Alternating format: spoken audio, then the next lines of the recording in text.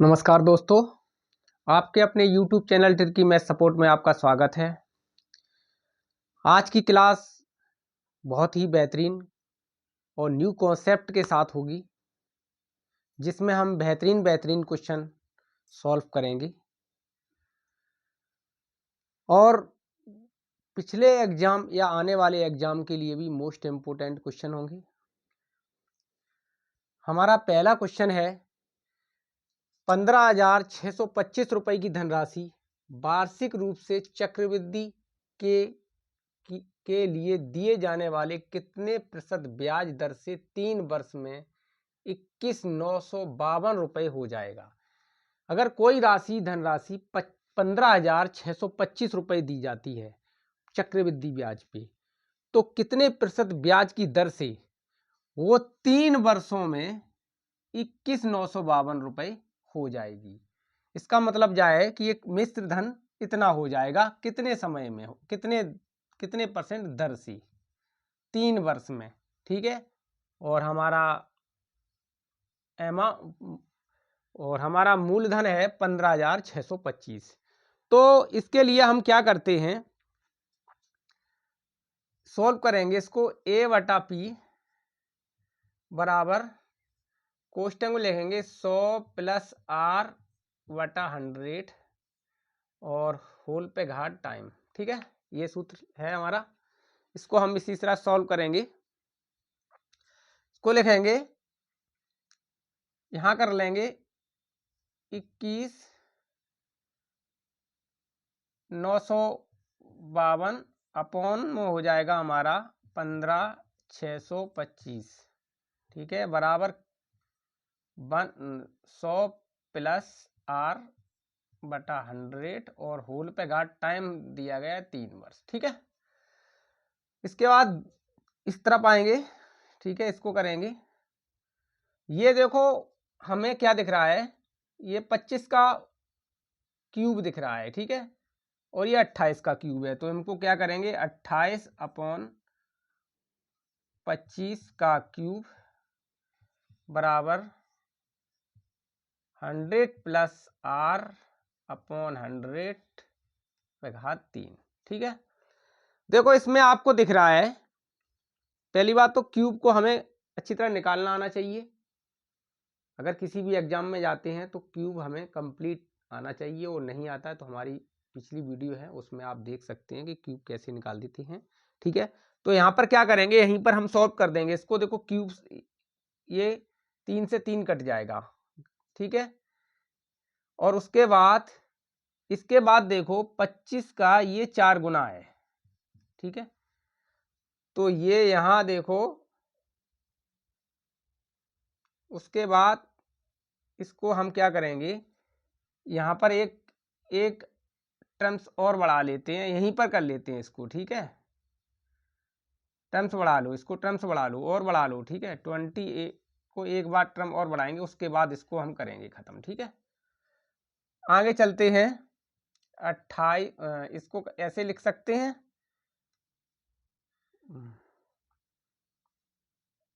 इसको लिखेंगे 25/25। ठीक है, ठीक है, इसको लिखेंगे 25 + 3, ऐसे लिख सकते हैं। ठीक है, और बराबर इसको लिखेंगे हम 100 + R/100। ठीक है, ऐसे लिखेंगे इसको।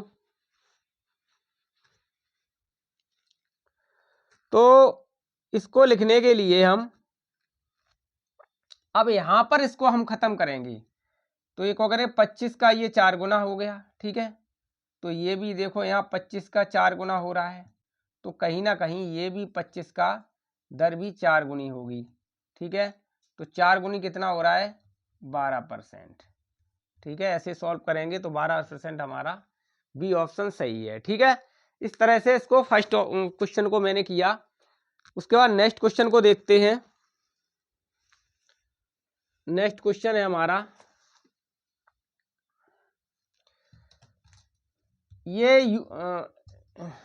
ये क्वेश्चन है जो हमने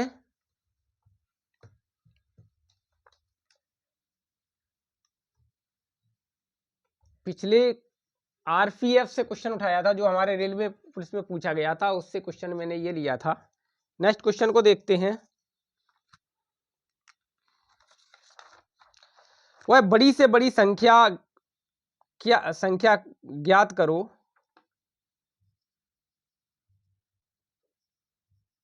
वह बड़ी से बड़ी संख्या ज्ञात करो जिससे 134, उसके बाद है 159, 134 और 59 और 184 में भाग देने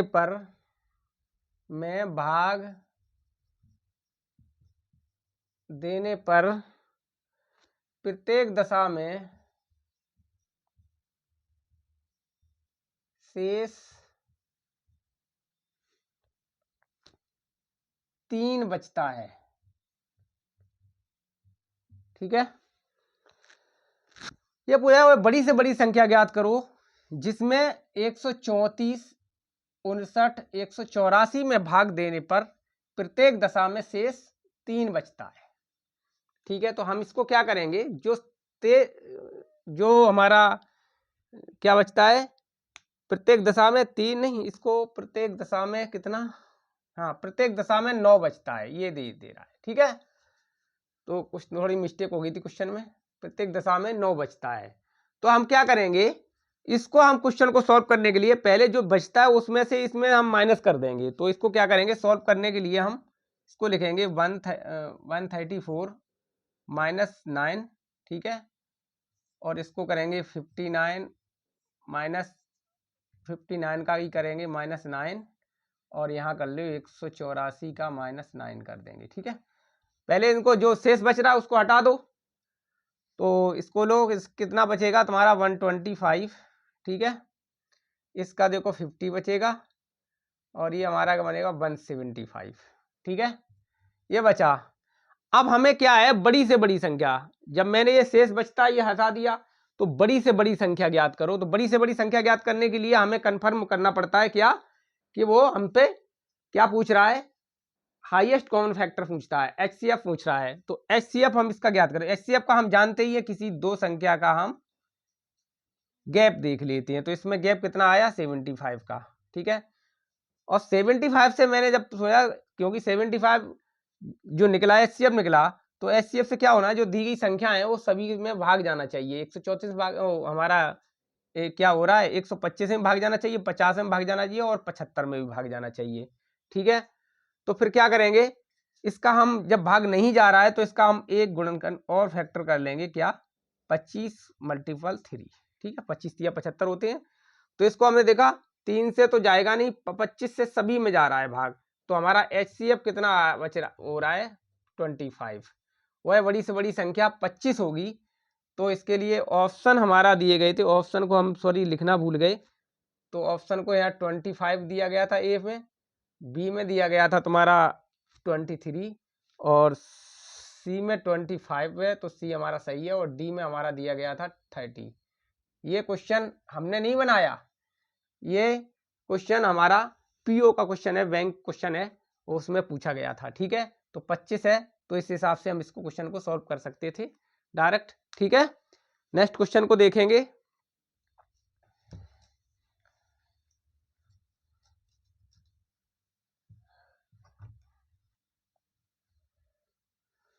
नेक्स्ट क्वेश्चन है, 800 रुपए की राशि 8,000 रुपए, 8,000 रुपए की राशि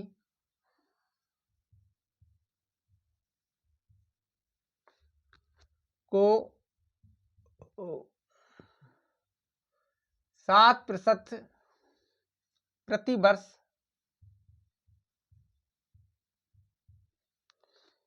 की दर से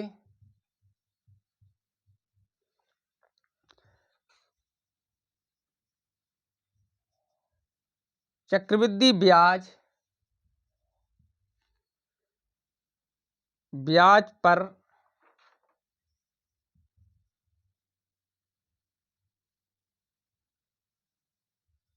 पर उधार लिया गया।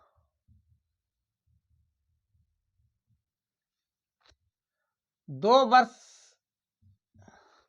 वर्ष के पश्चात मिश्रधन क्या होगा? 2 वर्ष के बाद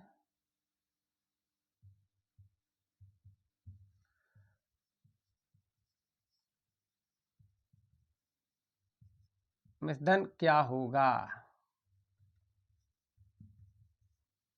ऑप्शन है 1154.4, ठीक है, और ये बी ऑप्शन है 13600, सी ऑप्शन है 9159.2 और डी ऑप्शन है 9428.6, ठीक है। ऐसे दिया गया है, कोई धनराशि है 8,000 रुपए की धनराशि है जो 7% प्रति वर्ष की दर से चक्रवृद्धि ब्याज पर उधार लिया गया। जितना धन है इतने % ब्याज पर उधार लिया गया। 2 वर्ष के बाद मिश्रधन क्या होगा उसका? तो मिश्रधन का क्या होता है, सूत्र क्या होता है? A बराबर P R O 100 plus R बटा 100 और होल पे घात टाइम, ठीक है। तो अमाउंट हमें ज्ञात करना है, तो A बराबर क्या हो जाएगा 8,000 गुणे, अगर हम इसको R 7% R है तो क्या करेंगे हम 107 का लिख लेंगे डायरेक्ट बटा 100, 107 का बटा 100, ठीक है, मल्टीपल, क्योंकि एक 7% है तो 100 में हो रहा है, तो इसको भी अगर हम डायरेक्ट लिखते तो यहाँ पे यही तो होता, प्लस 7 यहाँ लिख देते तो यही होता, ठीक है, डायरेक्ट होता 107 बटा 100। तो ये सोई मैंने 2 बार है, 2 बार लिख दिया, क्योंकि 2 बार पूछा तो यहाँ डायरेक्ट हम 2 बार, 2 वर्ष था तो 2 वर्ष 2 बार कर दिया हमने डायरेक्ट, ठीक है। ऐसे कर देंगे, सूत्र तो ये हमारा हमने आपका रूल तो लिख ही दिया था, ठीक है। तो इसको करेंगे तो 8,000 का क्या करेंगे हम, पहले इसको हम क्या करें काट देंगे, 3 जीरो कट चली जाएगी हमारी, ठीक है, 1 जीरो बचेगी। उसके बाद हम 7 का, पहले हम इसको क्या करेंगे 7 का करके देख लो, तो 7 का पहले हम क्या करेंगे 107 का स्क्वायर होगा, तो यहाँ क्या करेंगे 107 गुणे 107 और बटा हमारा बचेगा 10, यही तो बचेगा। तो इसका 107 का स्क्वायर करने के लिए क्या है, स्क्वायर करो, स्क्वायर का क्या होता है रूल होता है, स्क्वायर करने का बिल्कुल सिंपल ट्रिक होती है कि 100 से कितना 7 अधिक है तो 7 का स्क्वायर हम कर लेंगे, यहाँ हो जाएगा हमारा 49, ठीक है। जितना अधिक 7 का स्क्वायर किया उतना ही 107 में जोड़ देंगे तो हो जाएगा 114, तो 114 ये लिख दिया, ठीक है, स्क्वायर हो गया। उसके बाद मैंने क्या किया मल्टीपल 8, ठीक है, अपॉन में हो जाएगा हमारा 10, ठीक। इसका गुणा कर लेते हैं हम, गुणा कर लो, तो यहाँ करेंगे 8 निम 72 की 2 हासिल 7 हो जाएगा, 8 चुक 32 की 32 और 32 और 7 कितने होते हैं 39, 39 की 9 हो जाएगी, हासिल 3 हो जाएगा। तो हमारा कितना हो जाएगा, हम करेंगे गुणा तो हो जाएगा 91592, ये हमारा आंसर हो जाएगा। और एक पे यहाँ जो हमारा यहाँ 10 था तो यहाँ हम करेंगे डायरेक्ट, तो हो जाएगा 9159.2, ये आंसर हो जाएगा हमारा, ठीक है। ये तो हमारा बेसिक रूल था, और हमने स्क्वायर करना आपको सिखाया कि स्क्वायर कितना कैसे कर सकते हैं। स्क्वायर की सिंपल ट्रिक है, हमारी पिछली वीडियो में 1 से 100 तक के सारे स्क्वायर बताइए, ये हमने ट्रिक नहीं बताई आपको। तो इसमें क्या होता है 100 में कितना अधिक है 7 अधिक है 7 का स्क्वायर, और जितना अधिक होता है उतना ही उसमें जोड़ देते हैं हम, ठीक है। और ये हमारा ये जो ट्रिक चलेगी ये चलेगी हमारी 125 तक, उसके बाद दूसरा रूल होगा जो हम आपको बता देंगे नेक्स्ट वीडियो में, आगे जो वीडियो पड़ेगी। उसके बाद देखो अब इसमें हम कितने तरीके से, अगर इसको हम एक तरीके से, तो ये हो गया फर्स्ट तरीका हमारा हो गया ये, ठीक है, फर्स्ट तरीका ये हो गया हमारा। अब सेकंड तरीका ये हमारा बनता है कि इसको एक तरीके से और क्वेश्चन को सॉल्व कर सकते थे हम। इसका हम क्या करते थे, यूनिट डिजिट भी निकाल सकते थे, यूनिट डिजिट से भी क्वेश्चन को सॉल्व कर सकते थे। देखो हम इसको यूनिट डिजिट से, अब इसको मैट दे रहे हैं, थोड़ा यूनिट डिजिट से अब करके देखते हैं, ठीक है। ये इसको इतना छोड़ देते हैं हम, ठीक है, कि जिससे हमें पता रहे।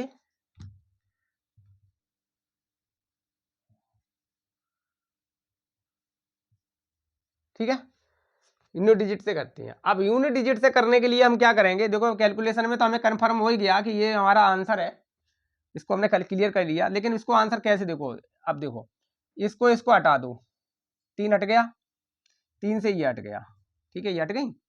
अब ऊपर नीचे बची 10 और ऊपर बचा हमारा 8, 107, 107। हम इसको यूनिट डिजिट से भी कर सकते थे, यूनिट डिजिट, इसमें यूनिट डिजिट भी लग सकती थी। यूनिट डिजिट कैसे लगेगी, देखो जब हमारी सबकी यूनिट डिजिट अलग अलग दी गई हो तो हम यूनिट डिजिट का यूज करेंगे ही, क्योंकि हमें जल्दी ही क्वेश्चन सॉल्व करना है और हमें एग्जाम में इतना टाइम नहीं होता कि हम क्वेश्चन को इतना जल्दी इतने सारे क्वेश्चन अटेंड कर सकें, ठीक है। तो हम उसको शॉर्ट ट्रिक ही करना पड़ेगा, तभी हम किसी परीक्षा को फाइट कर सकेंगे। तो हम क्या करेंगे, हम लोग को इतना कैलकुलेशन नहीं करने की जरूरत, हम क्या करेंगे, 8 सत्ते 56, 56 में यूनिट डिजिट कितना है, 6, तो 6 सत्ते 42, 42 आया। तो 42 का यूनिट डिजिट कितना है, 2 है, तो 2 किस में दिख रहा है, इसमें दिख रहा है, तो ये सही है हमारा, ठीक है। ऐसे भी कर सकते थे इसको।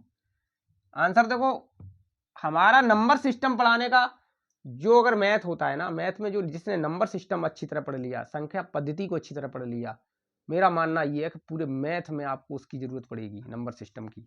और नंबर सिस्टम से हम काफ़ी क्वेश्चनों को अगर सही से पढ़ लिया तो समझ के क्वेश्चनों को आसान तरीके से भी सॉल्व कर सकते हैं, ठीक है। ये तो हो गया हमारा यूनिट डिजिट में, यूनिट डिजिट का हमने आंसर निकाल लिया, ठीक है। अब वो हमारा निकलेगा, यूनिट डिजिट 2 निकला था, ठीक है। अब उसके बाद हमारा निकला डिजिट सम। डिजिट सम से भी क्वेश्चन को करेंगे। देखो डिजिट सम क्या कहता है कि 8, इसका डिजिट सम कितना हुआ 8, इसका कितना डिजिट सम हुआ 8, तो 8 मल्टीपल 8 मल्टीपल 8, 10 को नीचे के रखेंगे, अभी 10 का पॉइंट रख देंगे, कोई दिक्कत नहीं, 10 से कोई फर्क नहीं पड़ेगा अभी। तो कहेंगे 8 हुआ 64, 64 का डिजिट सम कितना हुआ, 64 का डिजिट सम 10 हुआ, 1 हुआ, डिजिट सम 1 हो रहा है। और 1 का गुणा 8 में करेंगे तो डिजिट सम कितना आएगा 8, ठीक है। जिसका डिजिट सम आ जाए 8 आ जाए आंसर में, वही उसका आंसर होगा। तो देखो हम 9 को पॉइंट करते नहीं है, क्योंकि 9 को हम किसी भी संख्या से मल्टीपल करेंगे तब भी हमारा डिजिट सम 9 ही आएगा। इसका डिजिट सम देखो 9 आया, तो 9 का कोई फर्क नहीं पड़ता, इसलिए 9 को हम पॉइंट नहीं करते, ठीक है। तो निश्चित को 9 को हम हटा देते हैं, अपने आप हटा देंगे। देखो इसको हटा दो, 5 और 4 9, हटाओ, खत्म करो। इसका कितना है, 2 दूनी 4, 4 और 2 6, इसका डिजिट सम आया 6, ये आंसर हमारा नहीं है, ठीक है। उसके बाद देखो 6 3 9, ये तो हमारा हटा ही गया, इसका डिजिट सम 0 आया, कोई मतलब नहीं, खत्म, हटो, इसका भी कोई महत्व नहीं है। इसके बाद देखो इसको 9 को और 9 को ही हटा दिया, अब हमारा कितना बचा, 5 2 7 और 1 8, इसका डिजिट सम 8 है, ये हमारा आंसर क्लियर है पहले ही से ही। इसका 9 को है, ये हटा दो, और ये हमारा 8 6 14, 14 और 6 20, मतलब डिजिट सम 2 है, ये आंसर हमारा नहीं है, ठीक है। इस तरह से हमने देखो इस आंसर को क्लियर किया और ये आंसर हमारा फिक्स था। ऐसे भी हमने 3 तरीके से इस क्वेश्चन को सॉल्व किया, और इसमें एक सबसे विशेषता ये कि हमें स्क्वायर करना 1 से 5, 1 से 2, 1 से 4, 1 से 6, 1 से 14, 115, 116, 117, 125 तक के हम स्क्वायर इसी ट्रिक से करेंगे, हमें गुणा करने की जरूरत नहीं पड़ती है, ठीक है। चलो नेक्स्ट क्वेश्चन को देखते हैं।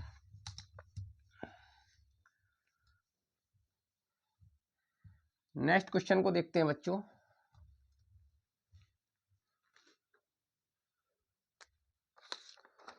नेक्स्ट क्वेश्चन है, वह छोटी छोटी संख्या ज्ञात करो। वह है छोटी से छोटी संख्या ज्ञात करो। छोटी छोटी संख्या ज्ञात करो जिसको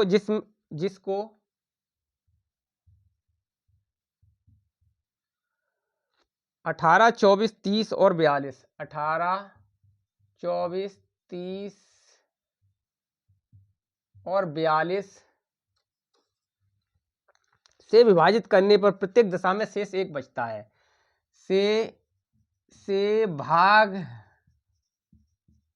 देने पर प्रत्येक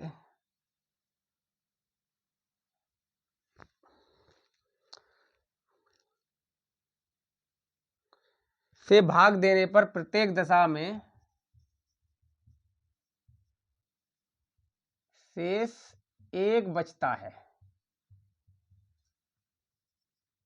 ठीक है, ऑप्शन है, ऑप्शन दिया है 2 5 2 3, ठीक है, और बी ऑप्शन दिया है 2 2 5 2 1, सी ऑप्शन दिया है 2 5 2 0 और डी ऑप्शन दिया है 2 5 2 5 1 9। ठीक है, अब देखो ये कह रहा है वो छोटी छोटी संख्या ज्ञात करो जिसको 18 24 30 और 42 से भाग देने पर प्रत्येक दशा में शेष एक बचता है। अगर हम इन कौन सी संख्या हम भाग दें जो 18 24 30 से भाग 42 से भाग देने पर प्रत्येक दशा में शेष एक ही बचेगा। ठीक है, तो देखो सबसे विशेषता देखो, अब हमको इसको हमने तुम्हें बताया था कि कभी भी अगर इस तरह का वो आए तो हम इसको ये देखते हैं कि ये 9 दूनी 18 है और 9 का डिवाइडेशन रूल ये कहता है कि किसी संख्या में अगर हम 9 से भाग लगा रहे हैं तो हम उस संख्या को डिजिट सम करते हैं और डिजिट सम का जो योग होता है अगर वो 9 से डिवाइड होता है तो वो संख्या पूरी 9 से डिवाइड होती है। तो अगर 18 से डिवाइड होगी तो 9 से भी डिवाइड होगी। तो हम क्या करेंगे इसमें ये देखेंगे कि कौन सी संख्या हमारी 9 से डिवाइड पूरी और 9 से डिवाइड से क्या करेंगे, हम अंकों का डिजिट करेंगे, डिजिट सम करेंगे। तो हम क्या करेंगे, कर लो भाई, 9 को हटाते जाना क्योंकि 9 का कोई मल्टीपल का होता है तो 9 हटा दिया तो यहाँ किया 5 3 8, ये हमारा आंसर नहीं हो, इसका डिजिट सम 8 हुआ, इसका जोड़ रहे हैं तो 9 इसको गया 8 हो रही है। ठीक है, 5 3 8, तो ये नहीं है, ये आंसर नहीं हो सकता। इसको देखो, इसको हमने देखा 5 और 4 9, ठीक है, कितना है 5 और 4 9। ठीक, तो ये देखो हमारा क्या हो रहा है, ठीक है, ये देखो हमारा क्या है, ऑप्शन में हमारा दिया गया 25 20। ठीक, तो ये 5 4 9, तो 9 से डिवाइड होना चाहिए। तो देखो ये देखो हमारा क्या है, प्रत्येक दशा में शेष एक बचता है। अगर हम एक बचा रहे तो ये हमारा आंसर सही होगा। इसमें देखो 5 5 4 9 और 1, ये आंसर हमारा नहीं होगा। इसको देखो, ये देखो हमारा 5 2 7 7 2 9 9 और तुम्हारा 5 4 9 हटा दिए, डिजिट सम हमारा 3 बचा। ठीक है, ये नहीं होगा। ठीक है, अब इसके लिए हम क्या कर रहे हैं, प्रत्येक दशा में एक शेष बचता है। ठीक है, तो संख्या हमारी क्या होनी चाहिए, 9 से डिवाइड होनी चाहिए। ठीक है, और प्रत्येक दशा में एक शेष बचेगा हमारा। तो अगर हम इससे डिवाइड कर रहे हैं और प्रत्येक दशा में एक शेष बच रहा है तो एक तो शेष बच नहीं रहा है, इसमें एक भी नहीं बच रहा, तो ये भी आंसर नहीं होगा। अगर हम जिसमें देखो 5 4 9 और 1 है तो 9 से भाग जाने पर एक शेष बच रहा है, तो ये हमारा आंसर बिल्कुल क्लियर बैठेगा। ठीक है, इस तरह से हम क्वेश्चन को सोल्व करते हैं। अब इसके बाद एक हम इसको, ये हमारा रहा डिजिट सम, डिजिट सम से हमने इस क्वेश्चन को सोल्व किया। अब हम इसको क्या करेंगे, हमें जब छोटी छोटी संख्या पूछ रहा है ना, यहाँ छोटी छोटी संख्या पूछ रहा है तो हमें इसका एलसीएम भी निकालना आना चाहिए, क्योंकि हमें बेसिक भी आना चाहिए। जब बेसिक नहीं आएगा तो हम कैसे पता लगाएंगे कि हमारा मतलब इसको शॉर्ट ट्रिक में भी हम सॉल्व कैसे करेंगे, हम इसका मुझे सोचने का क्या हमारा नज़रिया होगा, तो हम इसको चेक करते हैं। ठीक है, मैंने इस क्वेश्चन को देखा कि ये 5 4 9 और 9 से डिवाइड होगा और शेषफल 1 बता रहा है, तो हमने देखो 9 से डिवाइड होने पर शेषफल 1 बच रहा है हमारा, वो मतलब शेष 1 बच रहा है, तो 1 बचा है हमारा, तो ये आंसर हमारा 1 फर्स्ट होगा। ठीक है, ये देखो 9 से पूरा पूरा डिवाइड है, इसलिए आंसर मेरा नहीं होगा।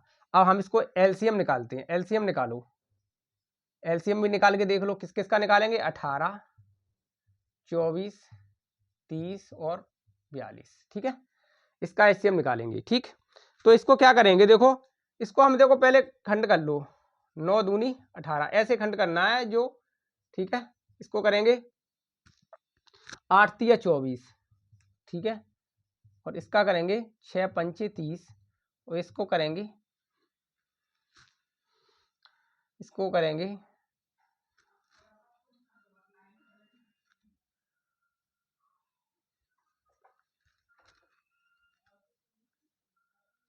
इसको करेंगे 7 छंग 42, ठीक है, ठीक है, ये भी हो जाएगा।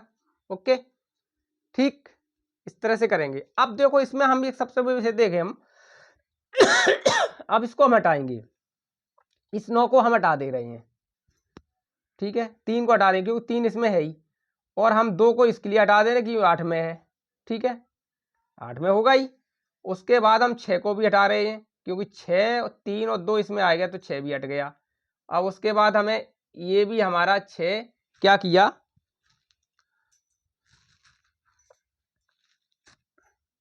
तो ये भी हमारा 6, ये देखो ये 6 था, ये भी 6 हट गया, ठीक है। अब हमारा क्या बचा, 9 8 9 मल्टीपल 8 मल्टीपल 5 और मल्टीपल 7, ठीक है।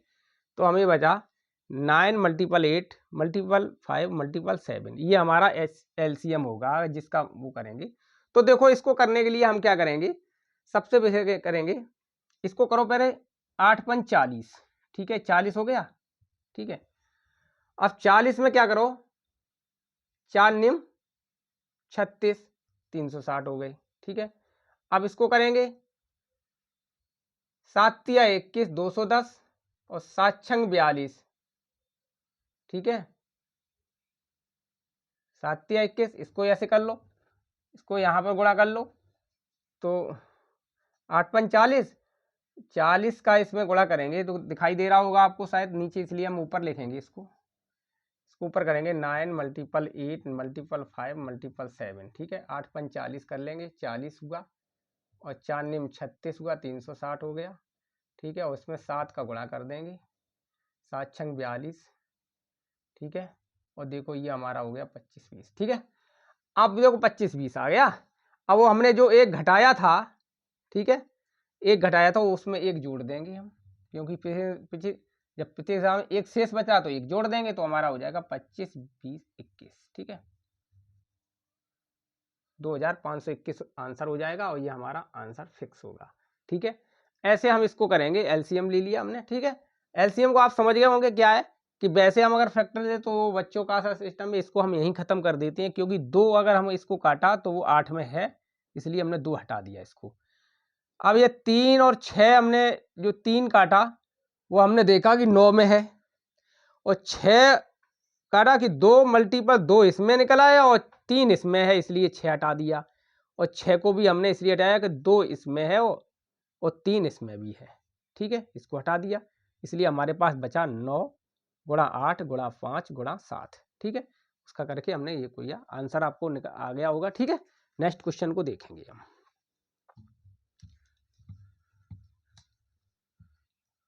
नेक्स्ट क्वेश्चन को देखते हैं बच्चों।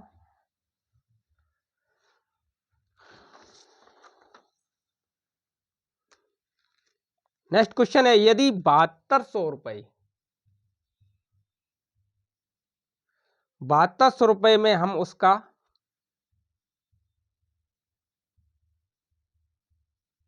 उसका 12.1/2% जोड़ देती,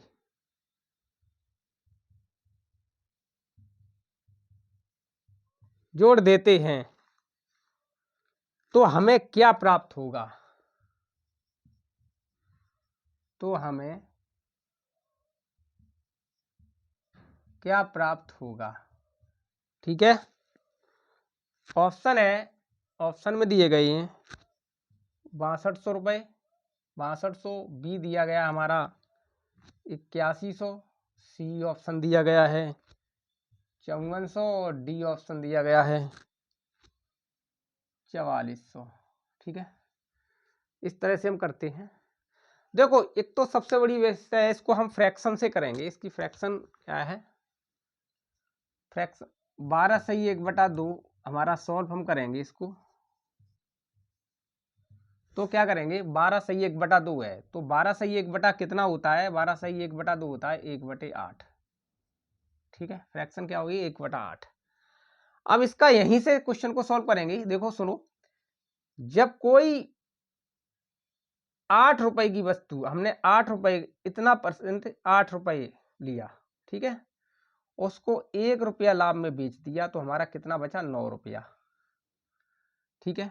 लेकिन वो ये कह रहा है हमने उसको कितना दिया, 8 8 8 वो पे है तो कितना दिया, तो वो कह रहा है हमने, वो हमारा धन था कितना 8, ये कह रहा है, लेकिन वो कह रहा है 7200 है, ये कह रहा है, ये फ्रैक्शन बता रहा है कि 8 रुपए की, तो 8 का नहीं, ये हमारा 7200 रुपए का हमने उस चीज को उसको दिया, 7200 रुपए में जोड़े हैं साढ़े 12%।